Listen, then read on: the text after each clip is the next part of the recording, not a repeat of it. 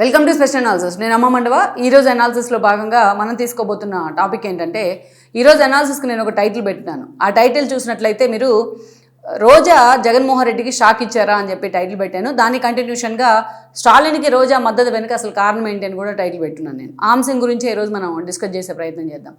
ఈరోజు రోజా సరే, ఏపీ రాజకీయాల్లో రోజా ఎప్పుడు కూడా అధికారంలో ఉన్నా ఆరు ప్రతిపక్షంలో ఉన్నా ఎక్కడైనా సరే తన నోటి దురుసు కారణంగా ఎప్పుడు వార్తలోనే ఉంటుంది. అది సహజం.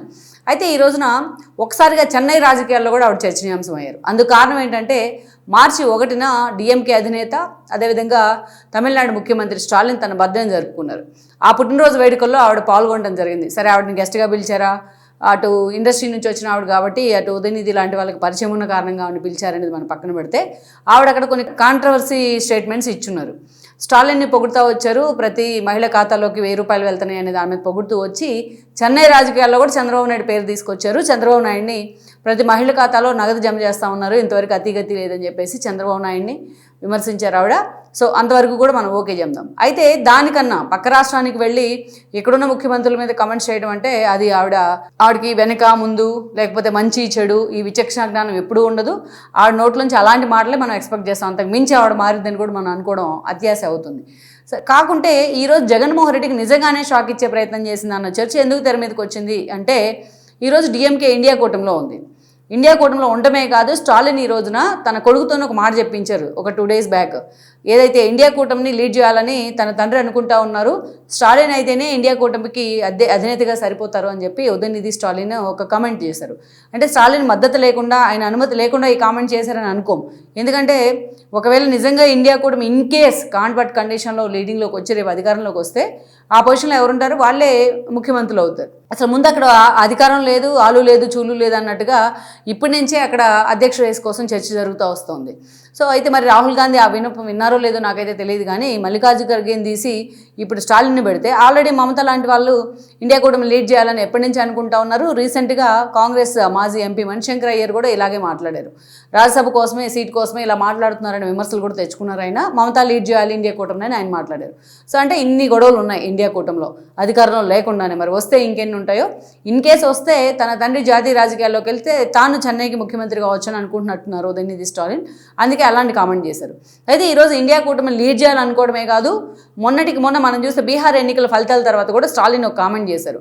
మేము గుణపాఠం నేర్చుకుంటాం దీని నుంచి అని చెప్పేసి, అవసరమైతే నేను బయటకు వచ్చి ఇండివిజువల్గా కూడా పోటీ చేస్తాను, ఇండియా కూటమితో ఉండాలనుకోవట్లేదని ఒక మెసేజ్ కూడా ఇచ్చే ప్రయత్నం చేస్తూ ఉన్నారు ఆయన, రాహుల్ గాంధీ లాంటి వాళ్ళకి. అంటే ఈరోజు ఇండియా కూటమిలో లీడింగ్ పార్టీగా డిఎంకే ఉంది, అటు తృణమూల్ కాంగ్రెస్ కూడా ఉంది. తృణమూల్ కాంగ్రెస్ అంటే మమత ఎప్పుడు గోడ మీద పిల్లివాటమే.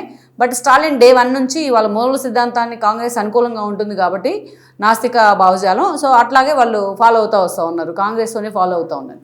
అలాంటి పార్టీకి ఈరోజు రోజా మద్దతు ఇచ్చే ప్రయత్నం, ఆ ముఖ్యమంత్రి తరపున మాట్లాడే ప్రయత్నం. ఇది చూసిన వాళ్ళకి ఇంకోటి కూడా గుర్తొస్తూ ఉంటుంది. జగన్మోహన్ రెడ్డి మొన్ననే తన సోదరుడైన అనిల్ కొడుకు సాహిల్ వివాహానికి చెన్నై కావడం జరిగింది.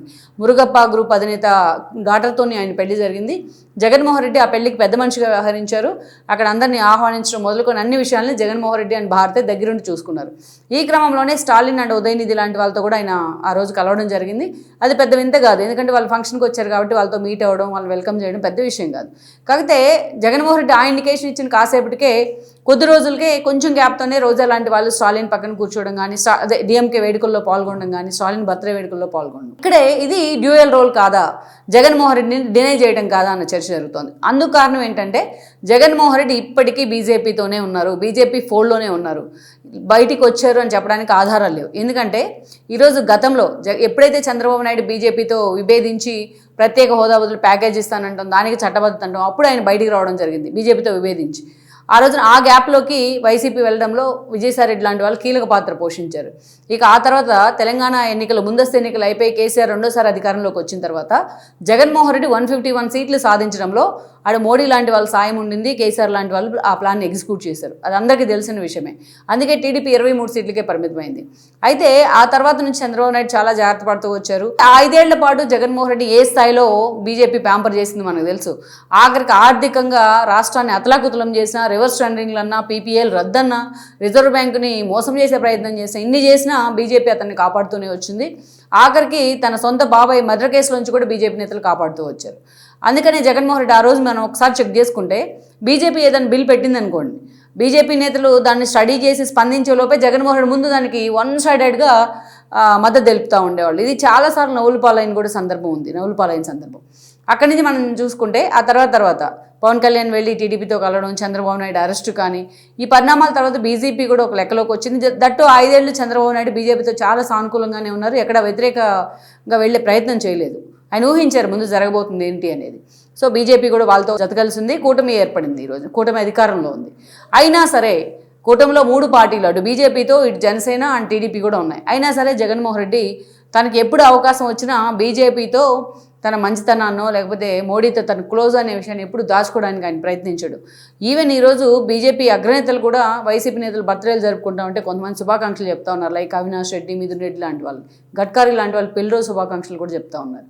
ఇంకోవైపు మనం చూస్తే మొన్న ఉపరాష్ట్రపతి ఎంపిక విషయంలో రాధాకృష్ణన్కి వన్ సైడెడ్గా జగన్మోహన్ రెడ్డి మద్దతు తెలిపారు. అటు రేవంత్ రెడ్డి దగ్గర నుంచి షర్మిల దాకా అందరూ టార్గెట్ చేసినా జగన్మోహన్ రెడ్డి ఎవ్వరి మాట వినిపించుకోలేదు. ఈరోజు బీజేపీ తరఫున ఉభయ సభలో ఏ బిల్లు పెట్టినా జగన్మోహన్ రెడ్డి మద్దతు తెలుపుతానే ఉన్నారు. సో ఇప్పటికీ బీజేపీ నుంచి పక్కకు రావాలంటే ఆయనకు భయం. ఎందుకు భయం? ఆయన పేక మీద కత్తి వేలాడుతోంది సిబిఐ కేసుల రూపంలో. ఇప్పుడు లిక్కర్ స్కామ్లో ఈడీ కూడా ఎంటర్ అయింది సిట్టుతో పాటు. సో ఇలాంటి సందర్భంలో జగన్మోహన్ రెడ్డి అనవసరంగా వెళ్ళి బీజేపీతో సున్నం పెడదామనుకోరు, అంత ధైర్యం కూడా జగన్మోహన్ రెడ్డి చేయరు. మరి ఈరోజు డిఎంకేతో వెళ్ళి వాళ్ళ పార్టీ నేతలు మాట్లాడుతున్నారంటే అది జగన్మోహన్ రెడ్డిని డినై చేయడమే. మరి ఈ స్థాయిలో మరి జగన్మోహన్ రెడ్డి పెళ్లిలో కలిసిందాన్ని మనం రాజకీయ అంశంగా చూడలేదు. కానీ డిఎంకే ప్రత్యక్ష సభలో వెళ్ళి ఈమె అక్కడ పాల్గొని ఆ పార్టీకి మద్దతుగా మాట్లాడడం, స్టాలిన్ని ఆకాశానికి ఎత్తేసే ప్రయత్నం చేయడం మాత్రం ఇక్కడ ఆలోచించాల్సిన అంశమే. ఈరోజు రోజు ఆ పార్టీ లైన్గా భిన్నంగా వెళ్తుందా, లేదా పార్టీలో తనకు అవమానాలు జరుగుతున్నాయి కాబట్టి తను పట్టించుకోవట్లేదు కాబట్టి చెన్నై రాజకీయాల్లో కీలక పాత్ర పోషించబోతుందా అన్న చర్చ జరుగుతుంది. ఎందుకంటే గతంలో విజయ్ పార్టీలో చేరబోతుందనే చర్చ కూడా జరిగింది. వాళ్ళు ఎవరు రోజాని చేర్చుకోవద్దని చెప్పి సోషల్ మీడియా వేదికగా భీకరంగా స్పందించారు. అందుకే ఇప్పుడు ఎలాగూ వైసీపీతో భవిష్యత్తు లేదు కాబట్టి అటు డిఎంకే వైపు ఆమె మొగ్గు చూపుతుందా, అధికార డిఎంకే వైపు చెన్నైలో, ఎందుకంటే వాళ్ళ హస్బెండ్ బేస్ అదే కాబట్టి సెలవు అనేది. సో ఆ దిశగా ఆమె ఆలోచన చేస్తుందని చర్చ ఉంది. మొత్తానికైతే మాత్రం రోజా ఈరోజు డిఎంకేకి వన్ సైడెడ్గా మద్దతు తెలపడం అనేది మాత్రం వైఎస్ఆర్సీపీలో కూడా ఈ రోజున ఆ పార్టీని కూడా ఉలిక్కిపడేలా చేసిందని మనం చెప్పక తప్పదు. Please share, like and subscribe R24 Telugu YouTube channel.